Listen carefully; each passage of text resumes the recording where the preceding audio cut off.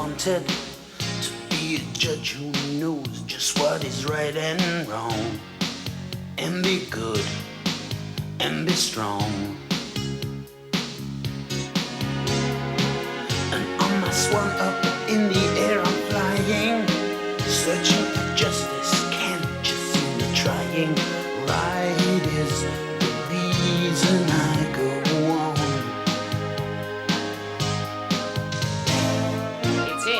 It's Mr. Beaver's, because he found it.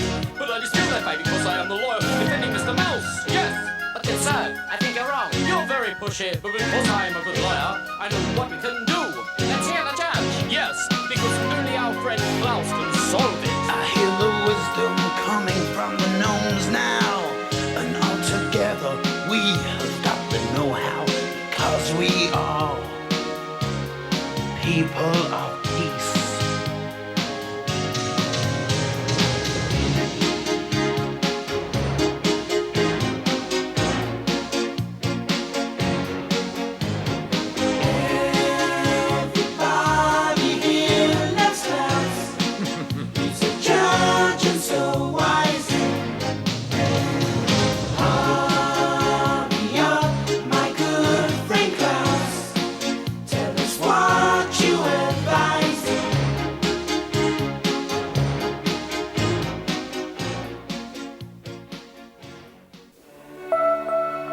Here it is, the middle of winter, and I've almost finished my vacation at my cousin Nikolai's cottage up here in Lapland.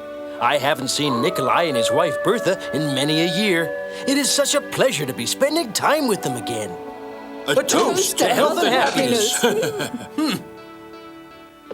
Now, why is it, Klaus, we don't get to see you more often than once in a blue moon? You must vacation here this summer. I'll try, but my work keeps me so busy I hardly have the time, Bertha. Well, then you'll have to make time, famous judge, because whenever you do get a chance to visit here, you always have such pearls of wisdom for us, right, Bertha? I think our little nightingale is hungry. She likes to think of herself as one of the family. Well, Nikolai, aren't you going to tell Klaus about your surprise? I had a funny feeling you were keeping something from me. You're going to extend your vacation a little longer, and I won't take no for an answer. Bertha's cooking is so fine, I was thinking of doing that anyway, Nikolai. Now, what's this surprise? All I'll tell you is that I'm going to take you flying. Flying like you've never flown before, cousin. I might have known that you would only give me one half of an answer. Nikolai's been working away on this flying project now for a whole year. Now, both of you have to remember to dress warmly, and I'll prepare a big dinner for when you get back. A toast!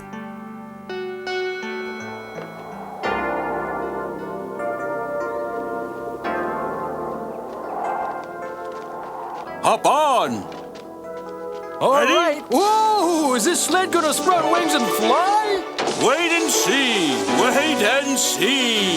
Smooth sailing ahead. I love it when the sled goes fast, don't you? Yes. I mean, it depends whether the driver knows how to drive safely or not safely at all.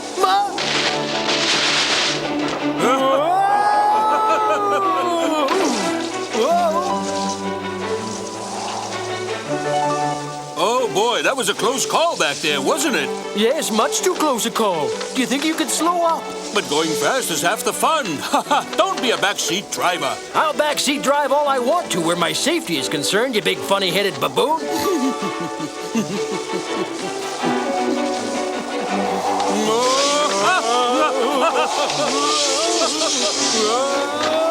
All right, calm down. We're here. Well, we've arrived. What now? I want you to meet a very good friend.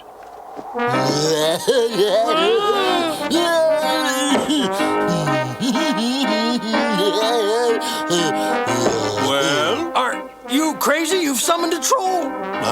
Now don't worry, Klaus. This rare troll is a friendly one and completely loyal, right, Croc? He was abandoned as an infant. Bertha and I found him and raised him. Come here, Croc, and shake hands.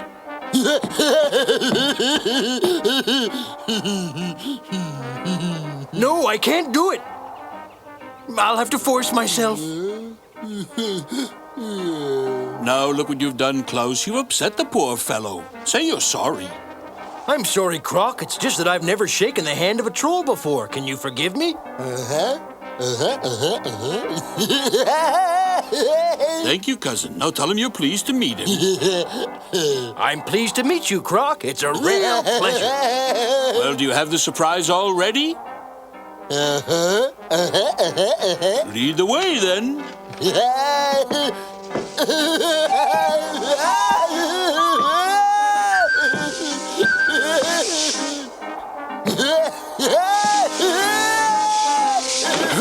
Well, wonders never cease. You've got a hot air balloon. Not hot air, cousin. It's filled with helium and made from pure silk. Isn't it grand? Yes, did you build this yourself? I had lots of help, didn't I, Croc? My wife Bertha sewed the pieces of silk together, and Croc here helped me build the basket. I've seen balloons before, but I must admit I've never seen one that was made of pure silk and filled with helium instead of hot air. I found the gas oozing right out of a hole in the earth, didn't I? Where did the silk come from? Croc, this troll is a lot keener, cousin. He has a whole colony of silkworms in his cave, and he's gotten them to cooperate. Isn't that great? Fantastic. Say, can he talk? All he's done till now is to make noise. Can he talk? Ha! Sure. Say, Croc, can you tell me something? Show Klaus what I taught you. I am glad to meet you. My name is Croc. I'm a troll and I'm 10 years old. Nikolai, you must teach him more than that when you've got the time. What do you want from me? He's only a troll. Now, come on, let's go. Only a troll? They've surprised me before. Only a troll, huh? Croc, let's go. That's it. Slow and steady now. Steady. Remember, Croc, always hold on to that rope.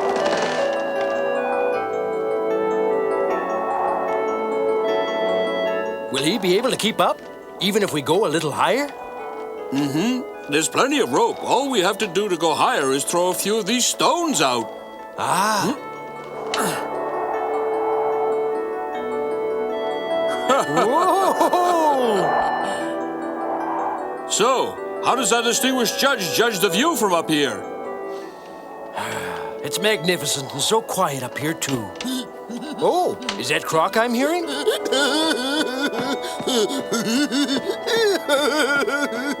Of course it's Croc. His job is holding the rope. He's keeping us from drifting away too far. Hello, Croc. You're doing a great job. Hi!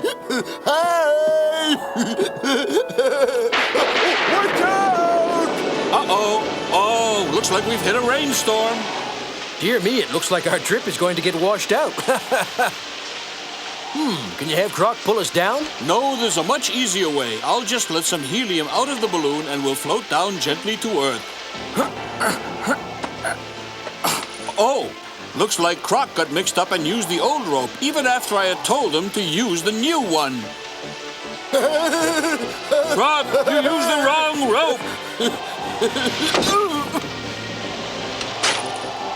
I'll have to climb up and let the helium out myself. Come, Nikolai, what's taking you so long? The rain is changing to snow and sleet. We'll catch our death of cold up here. Darn. Well, what are we going to do now, Nikolai? Well, we could always scream at the top of our lungs for help, right? If anyone can hear us, we need some help. Oh. The storm is getting worse and worse. Why do they stay out in weather like this when they know that I worry so? We must be getting close to the North Pole by now. You're exaggerating. We're nowhere near the North Pole. If we were, you wouldn't see any trees or greenery. Nikolai, the sleet is changing to giant hail. Forgive me, Klaus. Forgive me, my dear cousin. It's not all your fault, Nikolai. Perhaps we're not really in such awful trouble.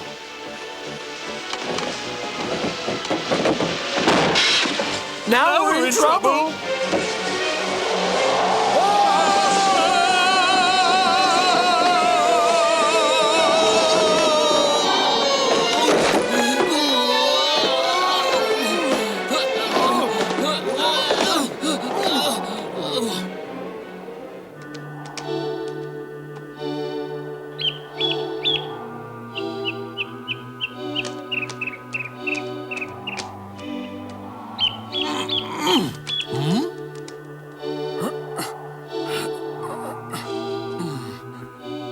Whew! That was something. Direct hit! Aha! Why, you I oughta. Let's see. Hey!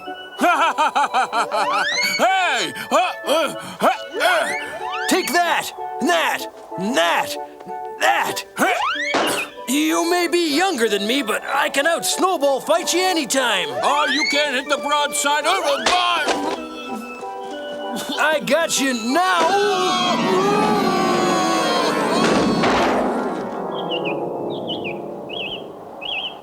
We'd better stop this horseplay and figure out how we're going to survive. You're right. Well, we've got to have shelter. Since there's no caves around, we'll build an igloo, huh? Of course! An igloo! Why didn't I think of that? There! A perfect block of ice. Hi there. Take a look. What do you think? Looking very good, partner. That it is, cousin. That it is.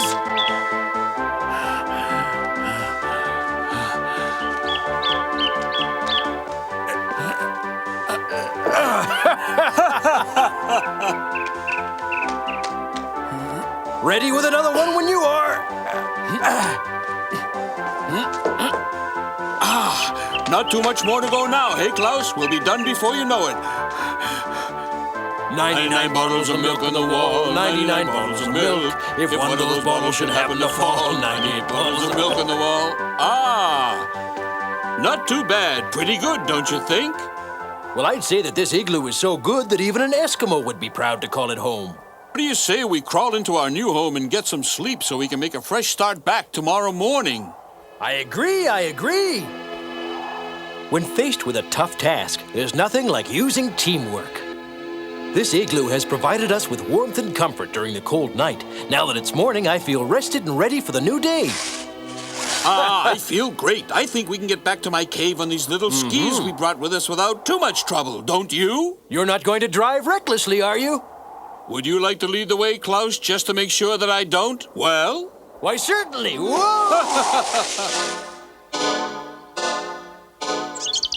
Oh dear, where could they be? That storm is strong enough to tear that balloon to pieces and them with it.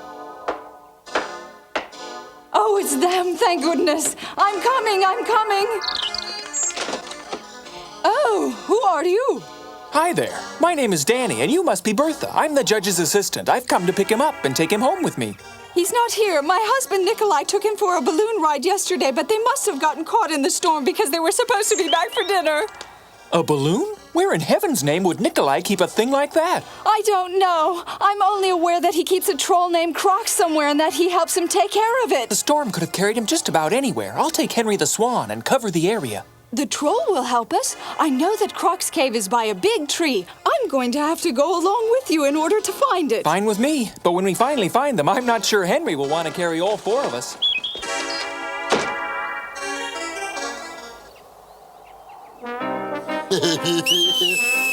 Uh-oh. Why'd you whistle? That's Nikolai's signal to Croc. Croc! What direction did the storm carry Nikolai and Klaus and the balloon in? Take your time and think, Croc. Which way did you last see them go? Up there, I think. Listen to me, Croc. Now take your finger and point. They went there. All right, Croc. I believe that's the best we'll get out of him. It looks like he was pointing northward. I'm sorry, the rope broke. I'm sorry. It's okay, Croc. Wish us luck.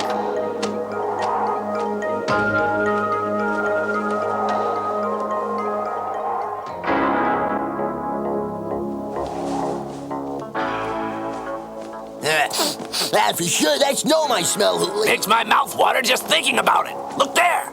Tiny ski tracks right here in the snow. Hey, it was a good idea of yours to follow Danny and Swan up here, Holler. They went that-a-way. We'll soon have gnome for dinner. Fresh stewed gnome. Pull over there by that tree, Nikolai. I'm sure I saw something. What? What do you mean, something? I saw a pair of troll tracks, and I strongly suspect that they belong to my old enemies, Holler and Pooley. Sure enough, it's them all right, and it looks to me like they've picked up our scent. I'd say they probably got on our trail by following our ski tracks in the snow. Then we'll have to do something to throw them off our trail. How do you propose that, cousin? We'll ski over to that cave we passed, then walk away, covering all our tracks up. I have to admit, you're pretty smart. Let's go.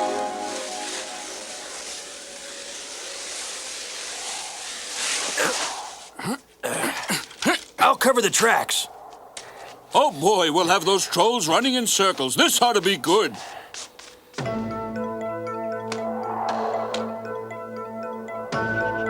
Look, Danny, there's the balloon. Or what's left of it. Ski tracks. We'll follow them. From the looks of it, they're miles ahead of us. Don't worry. With Henry's speed, we'll make up the distance in no time. They're in the cave. Yeah, we got them trapped, don't we? Funny, but I can't smell the varmints, Pooley. That's because your big nose is stupid. Whose big nose do you think you're calling stupid, stupid? Those two have tricked us somehow.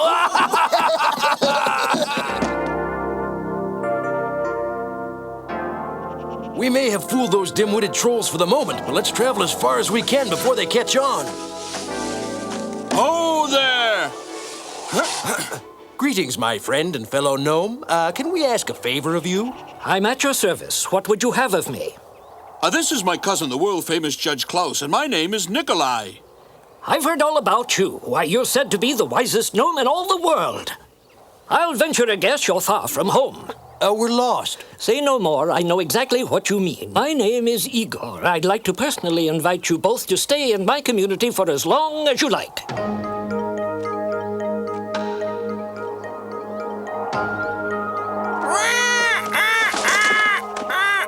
The tracks end at this cave. They must be in here. Nikolai! Judge? Klaus, come out! Gnomes!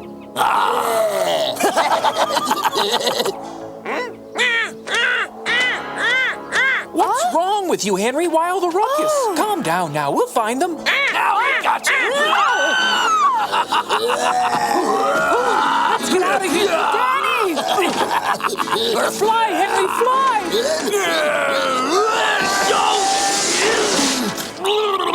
They got away! They got away! They got away!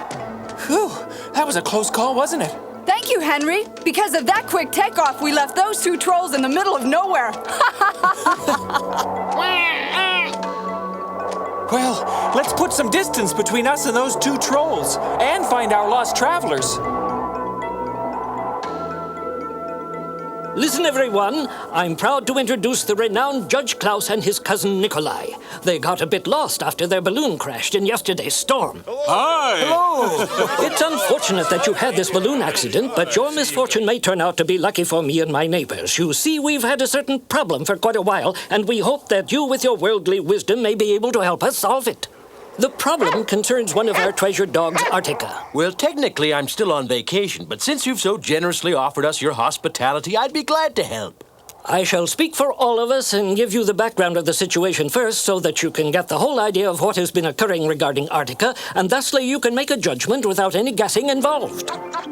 Artica was born right here. We raised her lovingly ever since she was a pup. She always has returned our love with undying affection and loyalty and has been a fine companion to our little ones. We could always depend upon her for transportation. In short, you couldn't find a more affectionate and amiable dog. But 2 weeks ago, her behavior started to become downright ugly and mysterious. Since I'm looked to as the leader of the community, I started getting complaints that she was stealing food. Artica, give back that food, now! She would howl fiercely at anyone who tried to approach her. Finally, all of our menfolk had to band together to cage her as we feared she might attack the children. But caging her made her even more irritable, and she also grew very fat. I see. It's okay, Judge Klaus. Artica has agreed to behave herself, Your Honor. I can tell by the startled expression on your face that all that Igor has said is true, yet I wonder. Why should such a loyal and well-behaved dog go through this dramatic change in so short a time? I tried to come up with an answer for this problem. We all did, but none of us came up with a solution. Igor, didn't I hear you say that Artica had gained a lot of weight? It certainly doesn't look that way. Matter of fact, she's quite thin, aren't you? The answer to this mystery lies in the fact that you had gotten fat, but now you're thin. Right, girl? Artica, no! Easy, girl. I have a very strong feeling that Artica wants to show us something. I think you'll find it safe to let her go. Wait, Artica! Wait for us! Wait!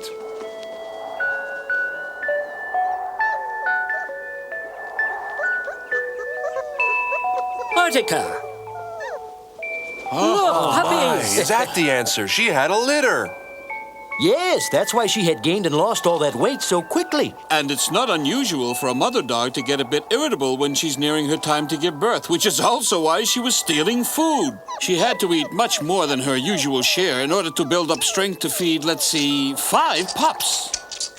We sure were blind to a simple answer, Judge Klaus, but you opened up our eyes pretty quickly. Klaus, Nikolai! Oh, thank goodness we found you and you're all right! Let me hug you! Oh. Bertha, how did you find us, and did you run into those 2 trolls, Holler and Pooley? I'll tell you all about it if you promise not to fly that silly balloon again. By the way, whose puppies are those? As long as you're asking, one of them is yours for the taking, because your husband brought us the great Judge Klaus for a visit. Oh, thank you so much. Let's see. Could I have one of the white ones? That one will grow up to look like its mama. The pups are too young to be taken from their mother, so might I suggest that we leave the family in peace? Henry? Henry, wake up. Come on, rise and shine, Henry. We're leaving as soon as Nikolai and the judge say their goodbyes. You're probably thinking that a 4-gnome load is too heavy a cargo to carry for all those miles, but I've got a feeling you can do it, Henry, because I have confidence in you. Bertha Nikolai, how would you like to visit with us for a while longer? That would be wonderful. We'd love to stay. All right, you've talked me into it. I think Nikolai and Bertha are going to be staying here for a while. Judge, Henry's his old self again and ready to depart when you are. Goodbye, my friends. I trust we'll see each other again soon. Enjoy your trip. Goodbye. Bye. Back to Good meeting Lapland you. soon, my friends. May good fortune always be with you. That was an adventure. Bye. You're right, Danny. My vacation did turn out to be quite exciting after all. Schlitzweitz! In the next episode, Klaus and Danny answer the call of their fellow gnomes in the ancient land of Greece. Once there, they see folk dances and other Greek culture, including the ancient gnome Olympic City. However, the 500-year-old city is threatened by a flooding river. Actaeon the dog causes some problems by frightening Attica the otter, who knows how to build a dam which will save the city. Klaus is able to resolve the animal's problems, and the dam is built by the efforts of everyone working together, including Attica. But Stavros is swept away in the flood. Can our friends save him? Be sure to watch next time.